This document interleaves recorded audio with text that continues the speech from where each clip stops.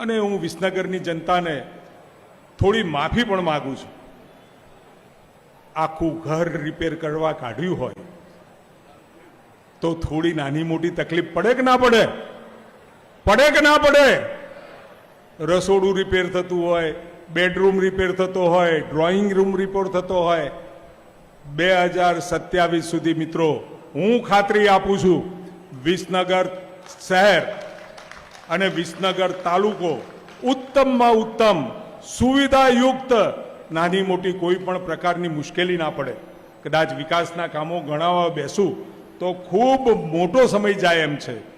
પૈસા વપરાયા છે, આપણે એનો મહત્તમ સારી રીતે ઉપયોગ કરી શકીએ એ પ્રમાણેનું ક્વોલિટી કામ માટે હું રાત્રે 11-12 વાગે સુપરવિઝન કરવા જોવા પણ રાજ્યની જવાબદારી પૂરી કર્યા પછી વિસનગરની મારી જવાબદારી છે એ જોવા માટે પણ રાત્રે હું રૂબરૂ કાર્યકર્તાઓની સાથે, ઉત્તમભાઈ હોય, તાલુકાના સભ્યો હોય તો હું પહોંચેલો છું.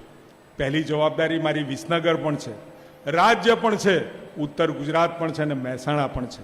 હું બિલકુલ તમને ખાતરી આપું છું, વિસનગરમાં તમારી માફી એટલા માટે માગું છું, અત્યારે કોઈ નાની મોટી મુશ્કેલી પડતી હોય તો તમારી માફી સાથે નવા વિસનગરની કલ્પના સાથે હું આગળ વધી રહ્યો છું. કલ્પના સાથે હું આપના પોતાના પ્લેટફોર્મ લલકારને લાઈક કરો, ફોલો કરો, સબસ્ક્રાઇબ કરો અને શેર કરો.